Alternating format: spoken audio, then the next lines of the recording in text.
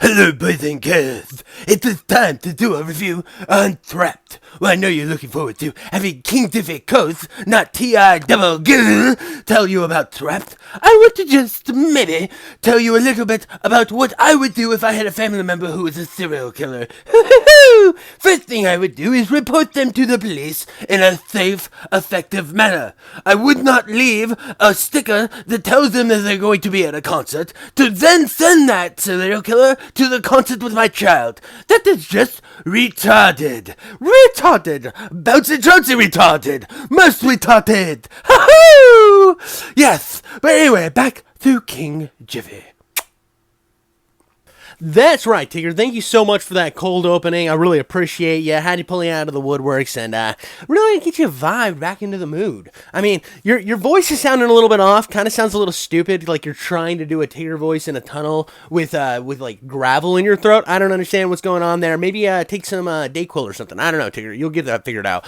But yeah, we're looking at the movie Trapped, the new M. Night Shyamalan joint. It stars one of my favorite actors, old Josh Hartnett, which, if you haven't seen the movie Lucky Number 11, I don't understand how he couldn't be one of your favorites. Him and Bruce Willis kill it in that movie. Also, Morgan Freeman. That's a great film. Also, whenever M. Night Shyamalan drops a movie, I'm going to give it a chance. I know that director's batting 50-50, where some of his stuff is absolute bangers, like Sixth Sense, Unbreakable, Signs.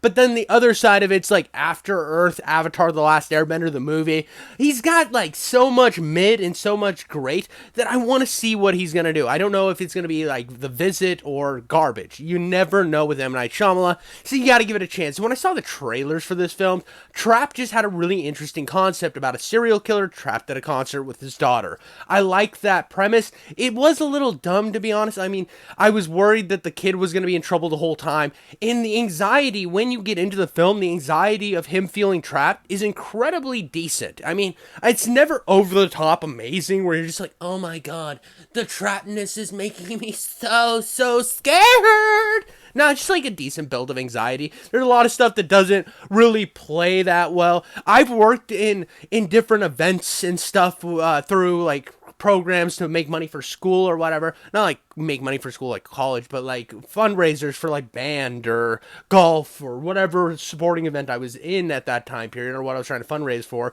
Or we would work for little like carnivals or whatever. And you always knew who was there. Some random guy wasn't just gonna fucking shimmy his way into the kitchen and throw oil into the fryer. Yeah, he's a serial killer. Yeah, he's really smart. But there's just so much shit in this movie that just doesn't make sense. There's a part where he goes in with this t-shirt guy into the back room and is able to steal his card to be able to do all the shenanigans while he's trapped to make him like, oh, he's the serial killer that's smart and intelligent.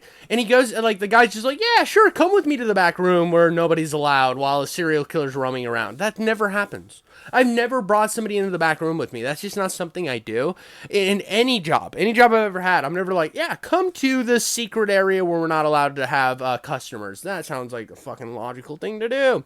I've never done that. So there's a lot of stuff in this film that's very M. Night Shyamalan where it's just like put in the movie because it fucking works. I mean, he's done this a lot with stuff like Lady in the Water and shit where you're just like, fine, I guess, whatever, dude. And that's just kind of how this whole first half of this movie. Now, this movie is broken up into two parts. First half is guy takes daughter to concert while he has dude chained in the basement. And he's trying to figure out how to get out of this concert. Second half, he's out of the concert. And it's the most fucking boring movie ever made. And it's super generic and absolutely dog shit. The bread and butter of this movie is the first half. What you saw in the trailers, that's what's going to be the deciding factor on if you like this movie at all. If it's even worth your fucking time. Worth taking your shirt off and laying on the couch completely exposed to the world and enjoying your life. That's what's going to matter. If that premise doesn't look good to you, this movie's gonna be fucking dog shit to you. You're gonna walk in and be like, why did I watch this? Fucking King Jiffy Coats, why would you do this to me? It's just one of those things that if that looked interesting, it's fun enough as a premise to enjoy the first half of the film. Where it really gets bad is once he escapes the concert. Now, there's a lot of little things that he puts in motion to test different ways to escape, and they're all kind of dumb, but they work in a way, and I thought that Josh as an actor was good enough to push it in the right direction, and I really enjoyed him as this character. I mean, even though the writing was just kind of fucking whatever. and his daughter enjoying the concert. It's certainly something that you're like, yeah, I want to join a concert with my kid like that one day. That seems awesome. And how he's getting back at the other mom who's like, her daughters are these vicious fucking demons of kids who are mean to his daughter. So the fact that eventually he does get his daughter up on stage with the main singer that everybody's there and hyped about seeing, and all of her mean girl friends are like, what the fuck, Denise? What the fuck? Why couldn't you get me on stage, Mom? Mom, why couldn't you get me on stage? That's no bueno, no skibbity him, mama. And then you just see the beat bench freak out. That kind of stuff's cool. I mean, it's one of those that harkens back to like those old Disney movies where the nerd girl or the girl who's getting bullied is now the cool girl, and all the mean girls are like, why? We were popular. I like that type of stuff. It like sparked something inside of me that made me want to go back and watch some of those old movies, but I don't have time and day to live that life. But I was really enjoying those aspects. It's just when you get to the movie itself and the trap elements, like the first time he tries to expose or figure out what the cops are doing, there's a drunk girl and he just fucking yeets her down a set of stairs and not a single person witnesses it. Like, yeah, I get it. It kind of works. It was one of those that was like, maybe, but there's like cameras. Every time I've ever been to a stadium or a concert, there's cameras fucking everywhere. Every little area has cameras. And you're telling me a place that's surrounded by SWAT, FBI, fucking the DEA, Space Force. This guy's just fucking randomly yeeting people downstairs and no one's noticing. He's sneaking into back rooms. He's doing all this stuff and not a single person's noticing. It's just, there's too many variables to where I lost my sense of belief like halfway through this fucking giant concert thing.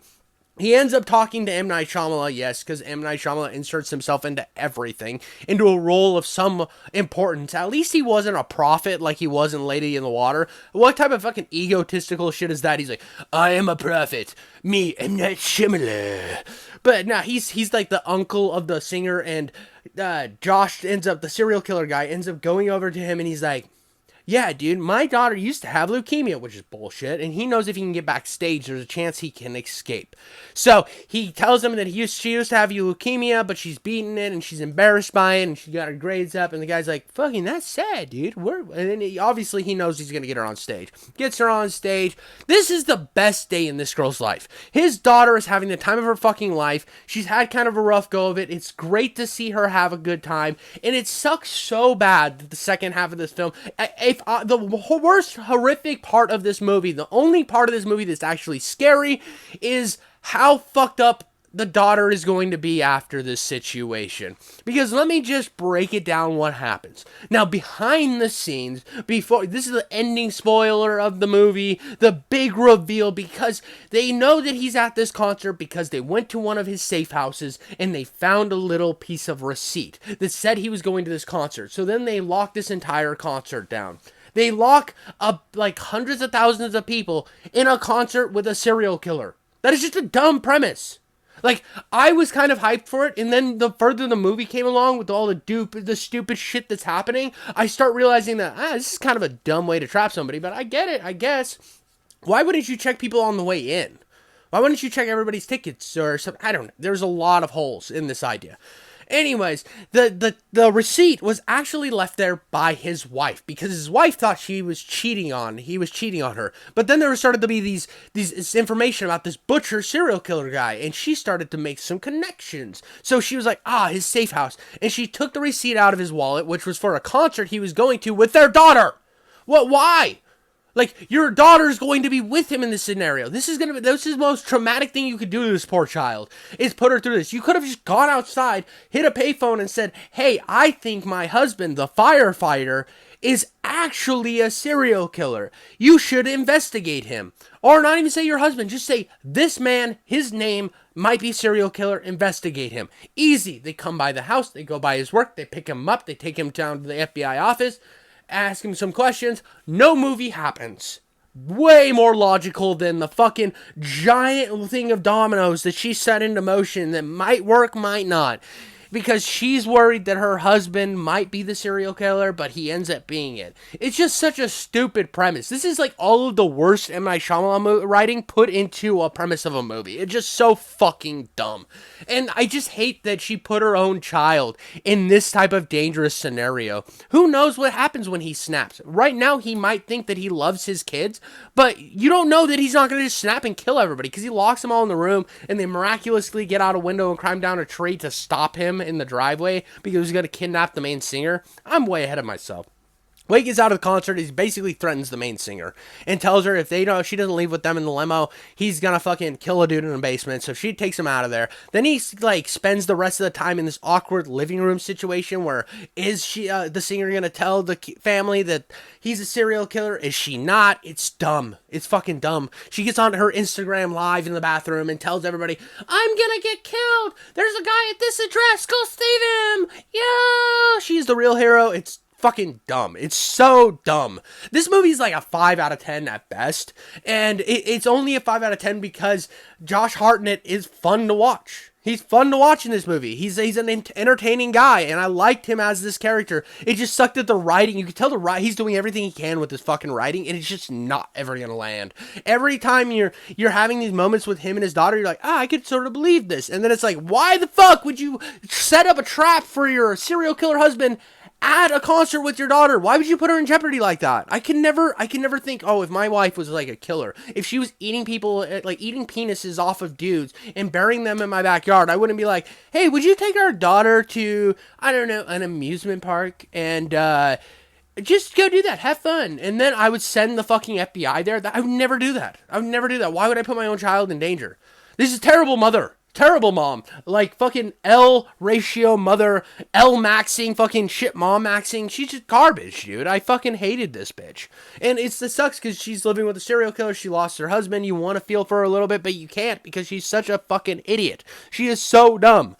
What a dumb character. But really, that's the movie. I mean, the second half of the movie just boils down to if you've seen anything, any serial killer movie ever, any fucking TV show with a serial killer in it, it is the most generic second half of a movie ever. You've seen it before. Every little single like plot point from then on, it's like, ooh, mama issues. We got to throw that in. Ooh, he's got a secret tunnel that goes to the backyard. Oh, we got to throw that in because that hasn't done before. Everything you've seen has been done. He's OCD. It's the same generic serial killer bullshit we've seen a million times. It's fine. I don't know. That was my Trapped review. Enjoy your lives, I guess.